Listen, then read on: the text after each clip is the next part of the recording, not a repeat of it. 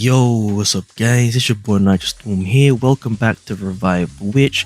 So it's been a few days since I've gotten Catherine and now I think it's time for me to give you guys a review of her. So what's going to happen in this video is that we're going to be doing a review of her, doing a little bit of a showcase, as well as comparing her to another Brimstone Guardian, which is Caledonia, and then, seeing if she's worth pulling or not. As you can see, her banner is still up as of this video. It's going to leave in about a week, so we've got plenty of time. In any case, let's get right into it. So first of all, this is how much I've raised her. Firstly, I've kept her at level 1 passive just to keep it more realistic, because farming it to level 4 skills and then level 2 passive, is a bit costly in terms of mana as well as other materials. And then these are her stats with the legendary equipment that I have equipped. So all of these are obtainable through drops. The weapon, obviously you need to farm the Guardian Doll equipment domain at the highest level. She has no unique equipment yet, but in any case, here are her stats. As you can see, I've focused on HP and physical defense, as that's what she's mostly using in terms of her skills. In any case, let's take a look at her skills. So firstly, her first skill is a charge skill. So in order to use charge skills, you obviously have to use skills from other characters outside of Catherine in order for this to charge up.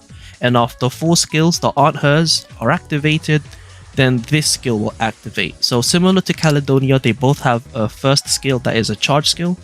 And in Catherine's case, what it does, at level 2 skill, it grants immunity to the next 5 instances of physical damage and increases Catherine's physical defense and magic defense by 3.5% of her maximum health. As you can see, that's why I raised her max HP, as well as redirecting all damage intended for allied dolls to self for the next 10 seconds. So it's worded differently, but it's essentially the same as a Fallen, for example.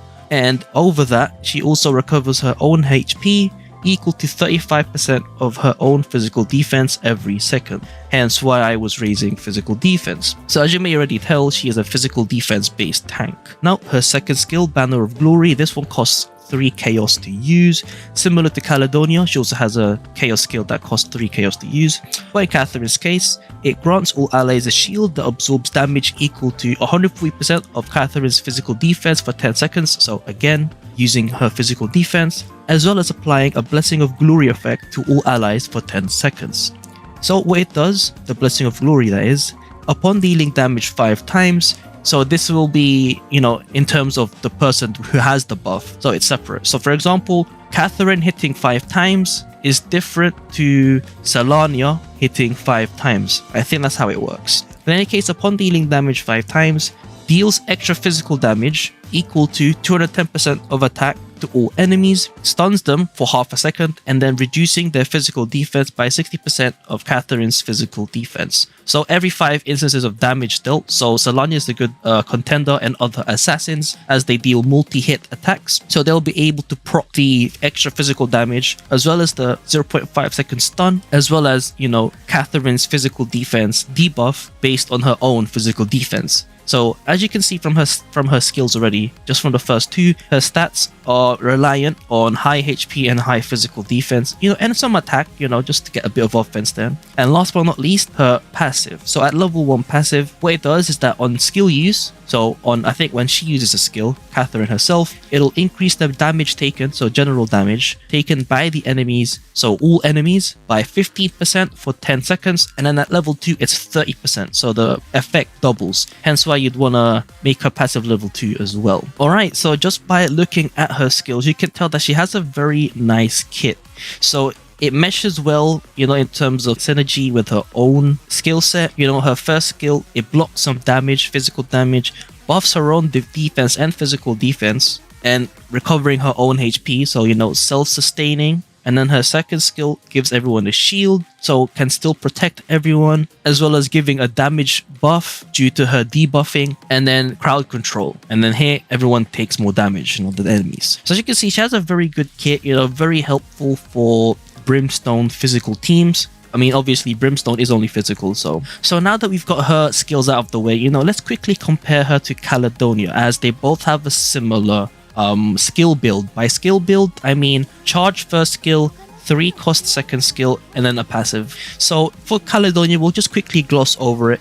So in her case, it's a charge skill again, and then once activated, it heals all allies for 14% of Caledonia's max HP, and then reduces the damage taken by 35% for 5 seconds. So again, this skill is pretty good, very defensive, similar to Catherine, except that Caledonia doesn't cover. Now her second skill, Overwhelming, is a 3-cost skill, charges forward and knocks off all enemies in the path, and then returns to the original position. So what that essentially means, in actual battle, she'll dash forward, deals damage, dash back, deals damage. So that's 2 instances of damage, and then each enemy is knocked off for half a second and takes physical damage equal to 175% of her own attack. And then within the next 10 seconds, the enemy's physical defense will be reduced by 5% of Caledonia's physical defense every time they take damage, and can stack up to 100% of Caledonia's physical defense. So in terms of debuffing, Caledonia will have a greater defense debuff for physical compared to Catherine, as Catherine is only 60%. However, Catherine is at least an instantaneous debuff, so it doesn't need a ramp up like Caledonia. But the ramp up isn't even that bad since she's normally paired with assassins, which deals multi-hit attacks. So you'll reach that 10 stacks really quickly. In any case, her last skill, Caledonia, is blessed by Sacred Beast. This one's a very defensive passive for herself, reducing her damage taken by 3% of her own max health. And then for every 30% HP lost, removes all debuffs on her. So she is essentially, hard to kill. Does do defensive buffs for all allies, but overall is very defensive to herself. So, pretty good at frontliner. But if you see her second skill, because of that, the second in line gets damaged more. Alright, so that's the skills out of the way. So firstly, you can tell that Catherine could be seen as used for faster battles, perhaps. But it can still be used for longer fights, as she does have a cover skill, very defensive leaning, as well as having good offensive capabilities. Whilst Caledonia, has a similar skill set. She does have some of her own crowd control, but she doesn't cover for all allies. Now, does that make a big difference? Overall, they might perform similarly, and then we'll find out soon. Alright, so in order to, give you guys a glimpse of how Catherine works, we'll just quickly take a look at formation.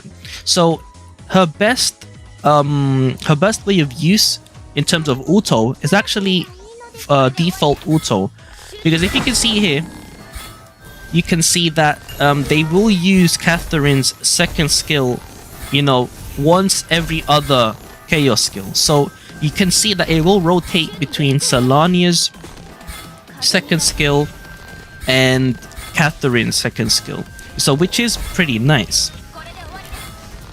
Alright, so also keep in mind that my Tonel is passive level 2, Solania and Catherine are passive level 1 with level 2 skills.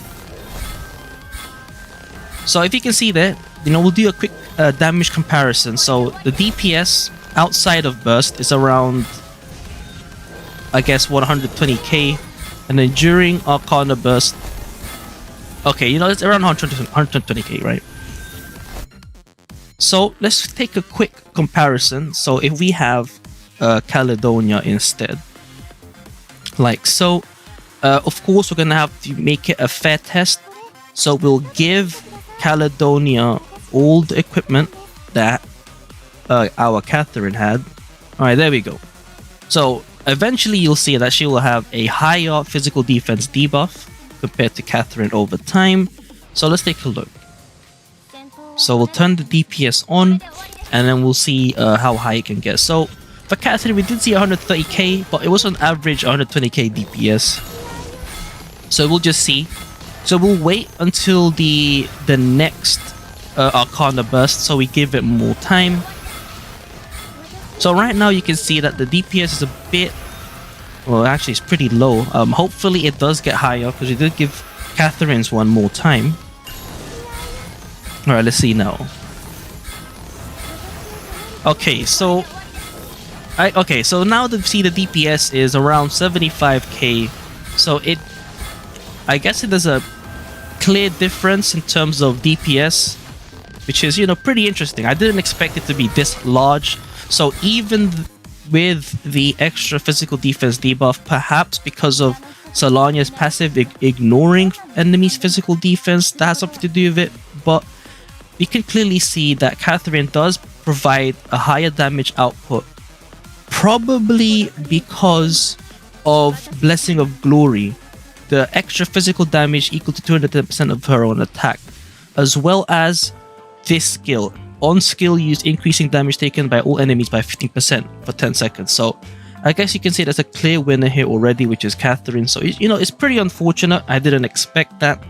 Alright, so far we can see that there's definitely an improvement compared to Caledonia, like Catherine does. While she has, on paper a lower physical defense debuff, she does make up for it in other ways, which you still deal more DPS. Alright, so now that we've got that out of the way, let's take a look at a live scenario. So we'll do a couple PvP fights using Catherine and then a couple PvP fights using Caledonia, and we will see if there's any, significant difference in using either of them. And I guess to kind of help you decide if you want to get Catherine or not. But of course it is PvP, so it's not really, I guess, a big deal.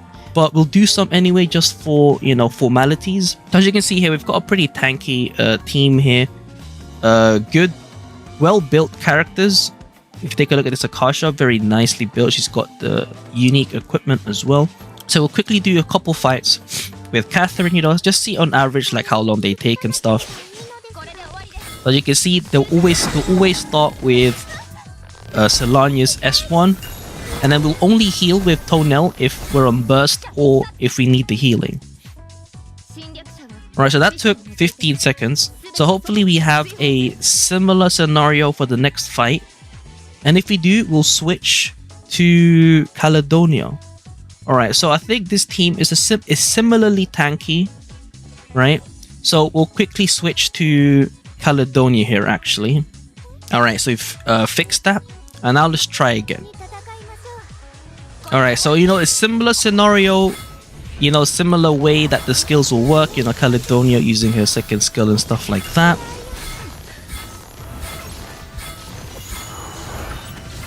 Okay, so I'm not sure if it's because the damage is too low. Maybe that has something to do with it, but in the previous fight, the A Fallen wasn't able to use her first skill, but on this one she was. I guess it shows, the lower overall DPS. Alright, let's try this again. So this time they have a staple fire team. So I guess I can try this against my current Caledonia team just to see. Alright, we'll keep going here. Alright, so at the moment, damage is kind of low, probably because it took us a little bit of time before Caledonia used her second skill. And so it is taking us quite a bit of time. Alright, fair enough. Alright, we'll switch back to Catherine now since this is a Catherine review, but this was just essentially just to help compare the two. But as you can already see, we can see that the Catherine is performing better, I think. Alright, one more time here. Let's do one more PvP, We don't need to do all of them for this video because I did do a showcase previously. This is just, just a quick glance just to give you guys a good idea. Alright, here we go. One last one. Alright, again, so on default auto, we'll have Solania focusing on the order skill usage, and then they'll share the chaos between Catherine and Solania. So that's pretty nice there. I mean, it does show that you can see that the Caledonia is pretty tanky on her own, thanks to her passive, as that only really affects herself. Alright, so I guess as you can see, the performance of Caledonia is pretty low compared to Catherine, unfortunately. Now you could use them together.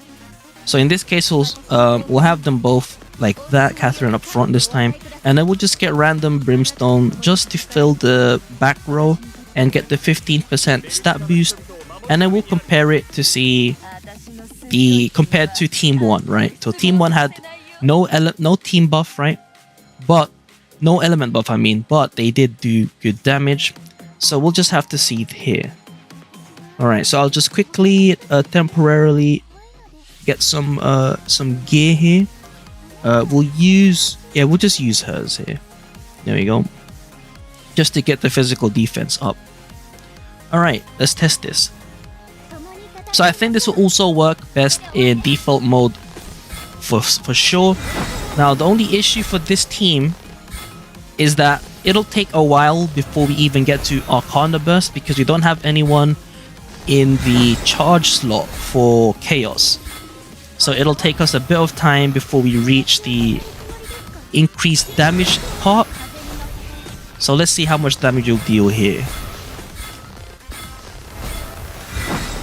Okay, so during burst, at least, the damage that we're dealing, the DPS, is at least higher than when we had Toenail, Caledonia, and Caledonia. But the fact that it takes so long for it to charge, I'm not sure if it's actually worth using. Especially in PvP, for example, it's going to take you a really long time before you do hit the threshold of bursting. So I'm not sure if this is actually worth using, but it's just something to keep in mind, you know? Alright. So now that we've gotten, I guess, a pretty good understanding of Catherine, I guess it's now more so if she's worth pulling. Now, in my opinion, I think she is worth pulling, but you know, just a heads up, right? I'm not saying you shouldn't pull because I myself pulled for her already. So like me saying don't pull is kind of, you know, kind of dumb for me to say. But what I'm saying is that they are in the Awakening banner, right? Similar to, well, not really similar to, because we had Metamorphosis and Nana, which were Dreamland summons. But even though this is Awakening and the other one is Dreamland, if you take a look at the rules section, you can see all the available dolls.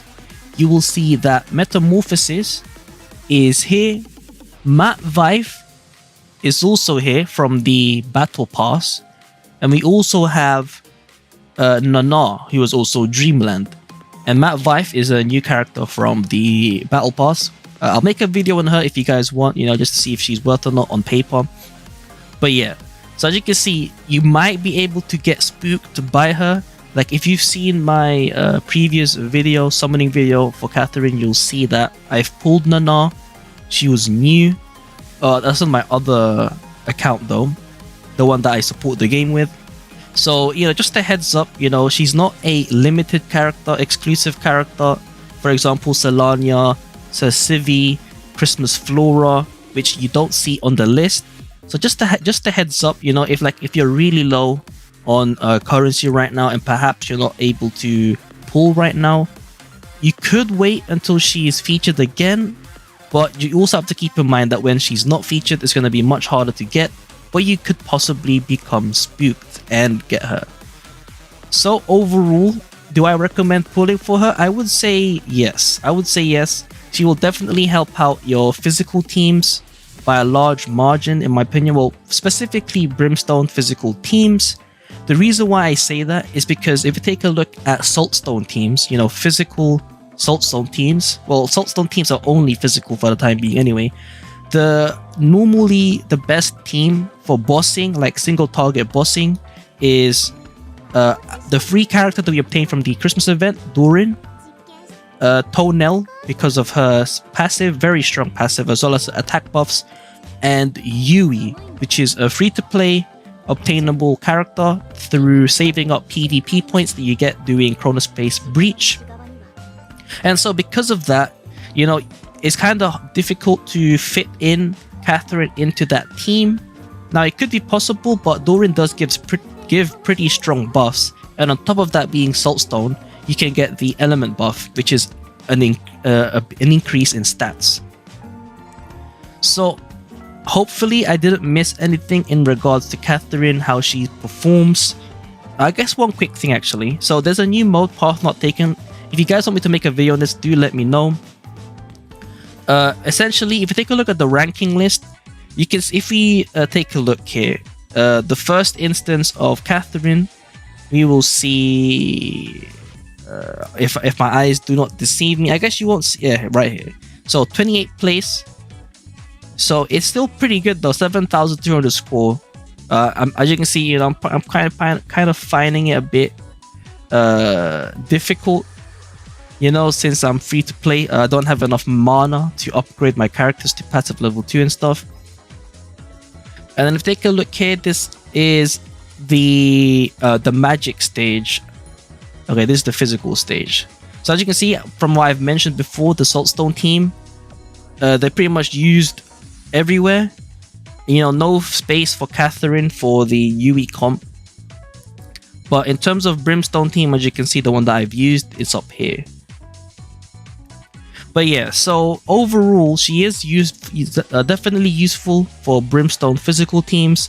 For Saltstone physical teams, it's pretty likely that you might not see a use of Catherine in those comps, unlike how Tonel is used in the Brimstone comp due to her passive and skill set, which is pretty much OP.